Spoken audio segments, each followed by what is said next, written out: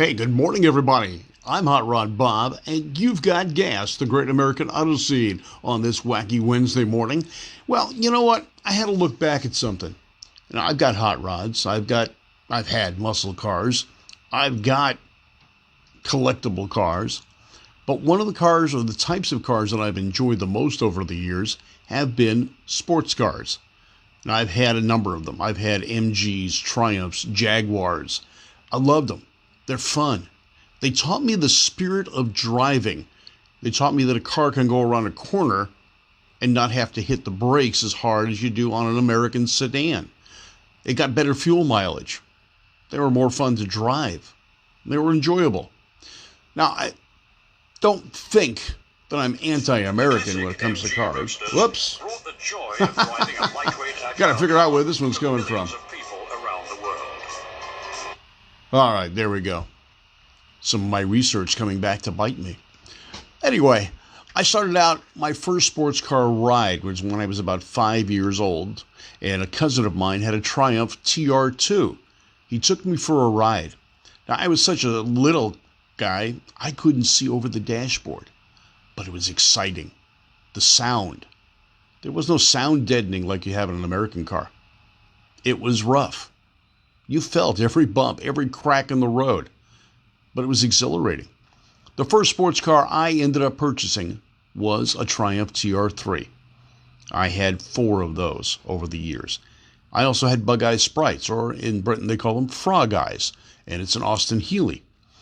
I had MGs, MGBs. I had a Roadster, and I had a GT.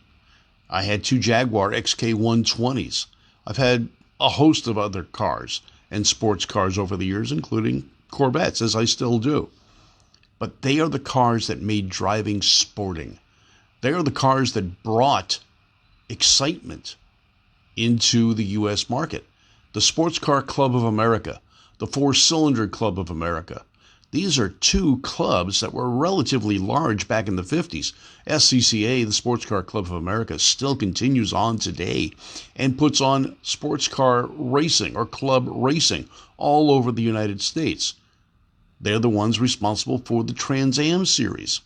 Although that wasn't sports cars, that was where the pony cars like the Mustang and the Camaro really got a chance to shine. But the sports car, they invaded the country early on, but really in force after American veterans were coming back from World War II or post-World War II era Europe. MGs, Triumphs, few Jaguars were brought over as enthusiast cars. They brought them over with their belongings. Well, Max Hoffman, one of the early importers of imported cars or British-made cars, capitalized on this and started bringing them in volume, setting up dealer networks. Now, why the Triumph and the MG were the most popular? Well, they were the most affordable. Triumph was an older marquee, and it began in the late 1800s as a bicycle manufacturer, and I still have a Triumph bicycle in my garage. I don't have any sports cars anymore other than a couple of Corvettes, but I don't have any lightweight, British, fun-to-toss-around sports cars, although I competed with them. My Bug Eyes Sprite was probably the most fun I had in a sports car. I autocrossed that car for a number of years and helped work on an SCCA H production sports Sprite back in the 70s. And it was fun. Hi, Sam Browns and Trish. How are you doing this morning? Randy Crowley, getting to see some names. Hi, Lou. Well, wait a minute, Lou, aren't you working? Good morning, Lou. Terry Wallace, how are you today? Yeah, sports cars are great. That's how we all got our start. And Terry Wallace and I were autocross buddies. That's kind of how we met. He had a little sports car shop where he sold accessories. We got to be friends and went on to autocross for many years. No, Cassie, Corvette was not the first American sports car. There were others. There were cars before that. If you want to get down to 2-seat sporty type cars, you go back to the 1930s with the Bantam Roadster. But in 1954, the Corvette did come out. But before that, so did the Kaiser Darrin. Americans saw the need for a sports car and started coming out with them as well. The Darrin, the Nash Healey, the Corvette. Some say the 2-seat Thunderbird, but that was more of a personal luxury car. Ford never marketed that as a sports car and really never had the handling of a sports car. Now, they did have power. I mean, all the way up to the F-Birds with the supercharged 312. But sports cars, you know what? They're just fun. Now, the Triumph company started out building bicycles, as I said, and there were two German gentlemen who started the company. It was later sold to someone from Britain, and they were producing in Britain the bicycles. They started building cars. They couldn't compete against the major manufacturers, so they decided to build high-line, expensive sedans. Well, that morphed into sports cars, and they became popular. They were winning races. The Triumph, with their engineer Donald Healey, responsible for the Austin Healey's, the Austin Healey Bug-Eyes Sprites, or Sprites. The Spridget, as they called it, with the MG Midget and the Sprite, different trim, same car. Except for the Bug-Eye, that was totally unique as an Austin Healey. There was never an MG variant of the Bug-Eye Sprite. But in the 30s, Triumph became the Triumph Motor Company, and they started producing cars. He was producing high-line, expensive sedans, but they decided they were going to go after some of the sports car guys in racing, and they found that they were pretty good at it. Now, the MG I've had the Coupe and the Roadster. They seem to be a more solid car to me than the equivalent Triumph, but the MG was a unibody car, where the Triumphs, the TR3s that I had, were body-on-frame. Now, the MGA was a body-on-frame. The MG TC and TD, early cars, those are the ones that really started the sports car movement here in the United States. Now, Steve Crawford said he owned MGs, TRs, and a Datsun 2000. Those Datsun 2000s were pretty darn good. I got to drive a friend's for a while, and it was a neat machine. Basically, and I hate to say this, but it was a Japanese copy of an MG, with the exception of the 2-liter motor. Now, the Datsun sports car started out as the Fair Lady Roadster with a 1500cc engine. Then they went, well, actually, they started even earlier, that with a 1200. But the ones that had the same body style as the 2000 were the 1500s, the 1600s. Those were pushrod engine cars. The 2000 was a single overhead cam engine, and it had dual carburetors, as did the 15 and 1600s. And Doug Thorell says, oh, those disappearing sliding doors in the Kaiser. Yeah, that was the unique thing about the Kaiser.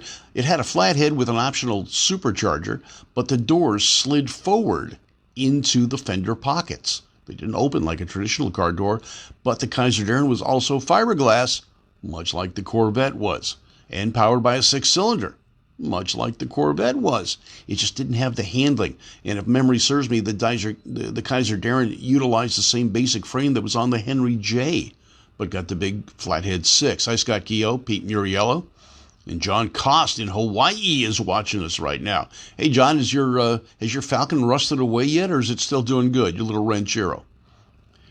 Miss seeing you out here. But the Triumphs, the MGs were hot. Then the Italians got into the mix with the Alphas, the Fiats, and more. Now, the Fiat and the Alfa were noted for their quite Italian styling. Now, some people said you had to drive them like a gorilla because of the angle of the steering column being so far and so high in comparison to the MGs and the TRs. Now, I've driven them, and it was tough. No, Marlon, I'm not going to be going to Winfield's on Saturday. I'll be at a special show at the Budweiser headquarters. Hi, Martin Chesworth from Great Britain. You're tuning in. Going to see you in a couple of weeks at the Bakersfield for the California Hot Rod reunion. I'd like to get together with you and the lovely wife for dinner, maybe. Mark Major says Bugatti. Yes, Bugatti. That really kind of was a sports car back in the 30s. It was a French, and it was fast, and they were race cars. Sports cars, they were kind of big in comparison to the MGs and the Triumphs that came out later on, but I guess they could be called a sports car too, with the boat tail design in the back. But sports cars have been part of American history ever since they existed. Now, a lot of people started making Model Ts into sports-type cars by stripping the fenders off and most of the body. They called them speedsters. They had bucket seats, They had a tank in the back, no fenders, and kind of looked like a sports car. And it was an American attempt at making a sports car. But the British capitalized on it. They got cars, small, lightweight, excellent handling cars. And I tell you what, that's what got me into autocrossing. Just the ability to make turns left and right. Hi, Jeff Stillwell, Salt Flat Racers tuning in from Great Britain. Going to see him in a few weeks over there in Great Britain for the British Drag Racing Hall of Fame. Looking very much forward to that. And we're going to have some fun. Jeff Bertram driving that 56 Chevy. Man, that thing bangs the gears hard. Ricky Carter's watching us right now. And Cassie says Ferrari and Lamborghini are probably the most iconic sports cars. Well, they're the most iconic, expensive sports cars. But the MGs and the Triumphs outsold them probably 100-1 easily, and were they affordable by most people back in the days. Now, my first sports car, heck, I bought a TR3 for $150. Can't do that today. Well, you can buy the wheel, but man, they've gone up. Dave Maxwell's watching us as well. But the British sports cars are what I cut my teeth on, and I still have a soft spot for them. And someday maybe there'll be one in the garage here. You never know. Am I visiting the Brooklyn? Yes, we are visiting the Brooklands Museum. And loads of MGs, etc. there. Brooklands was a beautiful racing facility in Great Britain. It's now a nice museum. And if I remember correctly, had some really tall bank turns and was responsible for many great racing drivers finding their own out there. So the Triumph, the MG, probably the most two popular sports cars ever produced. The Sunbeam, the Alpine, the Tiger, the Cobra, or better known in the UK as the AC Bristol or AC Ace. These were all sports cars, some of them low volume. Carroll Shelby capitalized on the light weight of the aluminum body AC Ace to put the 289 in, or 260 when it was first built. It was a very nimble car at the time with the small block. Of course, American hot rod ingenuity, stuffing a small block Ford in it, then a big block Ford, really put the AC Ace on the map, but only as the Cobra version here in the United States. Not many people realized it was a British sports car. The first true racetrack in the world, Brooklands. And we're going to see that when I'm over there. All right, so sports cars very responsible for the American enthusiast market. They were the first performance cars that come out. And performance not necessarily in raw speed, but getting up and going and turning. Sporty handling. Excellent fuel economy. And a horsepower to weight ratio that was exceptional compared to the big American sedans at the time. Now, if I was going to have a sports car, what would I have today? A British sports car? I've been looking at TR8s. That's a Buick or Rover V8 in the front of a Triumph wedge-shaped car. They were cool. A friend of mine had a TR7, which was a four-cylinder version. Now, what many people don't know is that the Triumph name, although went out of production in 1984, is owned by BMW. Could we see a Triumph sports car come back again? You never know.